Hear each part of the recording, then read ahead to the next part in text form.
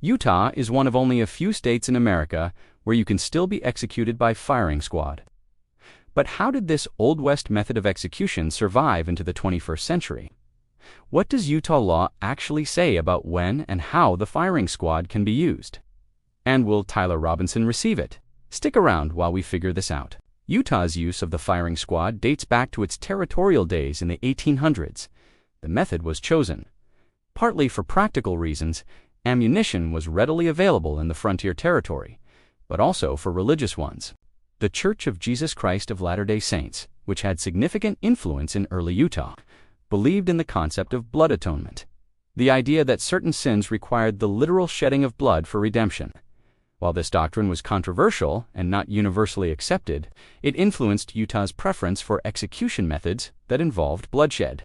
From 1896 to 1977, Utah executed 49 people, with the vast majority, 42, carried out by firing squad.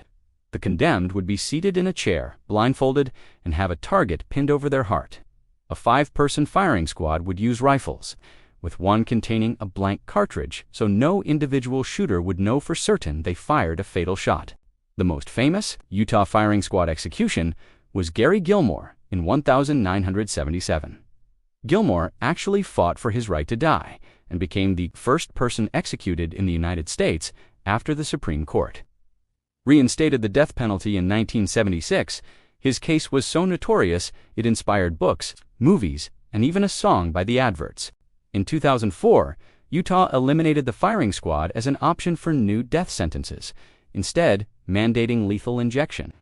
However, inmates sentenced before 2004 could still choose between lethal injection and firing squad. Then, in 2010, Utah passed a law bringing back the firing squad as a backup method. The new law stated that if lethal injection drugs became unavailable, the firing squad would be used instead. This was a response to growing shortages of execution drugs nationwide. The last person executed by firing squad in Utah was Ronnie Lee Gardner on June 18, 2010. Gardner had been on death row since 1985 for killing an attorney during a failed courthouse escape attempt. Gardner chose the firing squad over lethal injection, saying he wanted to die like a man. The execution took place at the Utah State Prison at 12:20 a.m. Gardner was strapped to a chair, had a target pinned to his chest, and was shot by 5 volunteer law enforcement officers using .30 caliber Winchester rifles from about 25 feet away. This execution drew international media attention, as firing squad executions had become extremely rare in the United States. Under current Utah law, the firing squad is used in these circumstances. 1. If an inmate was sentenced to death before May 3, 2004, they can choose between lethal injection and firing squad. 2. If lethal injection is ruled unconstitutional, or if the drugs are unavailable, firing squad becomes the default method. 3. The condemned must be given at least 20 days' notice before execution. Here's how a firing squad execution works in Utah. The execution chamber contains a specially designed chair with restraints. A white target is pinned over the condemned person's heart. 5 trained marksmen, typically volunteer law enforcement officers, participate. 4 rifles contain live rounds, 1 contains a blank. The shooters stand approximately 25 feet away. The execution is witnessed by required officials and sometimes family members. In Utah, the death penalty can be imposed for aggravated murder with specific aggravating circumstances. These include murder of law enforcement officers, murder for hire, murder during certain felonies, or murder of multiple victims. The defendant must be at least 18 at the time of the crime. Mental competency is required. Utah is currently the only state that regularly uses firing squad as an execution method, though South Carolina, Mississippi, and Oklahoma have recently authorized it as a backup method due to drug shortages. The revival of alternative execution methods stems from increasing difficulty obtaining lethal injection drugs. Pharmaceutical companies, particularly European ones, have refused to sell drugs for executions, creating nationwide shortages. As of 2024, there are currently about 8 people on Utah's death row. Most were sentenced after 2004, so they would receive lethal injection unless the drugs become unavailable.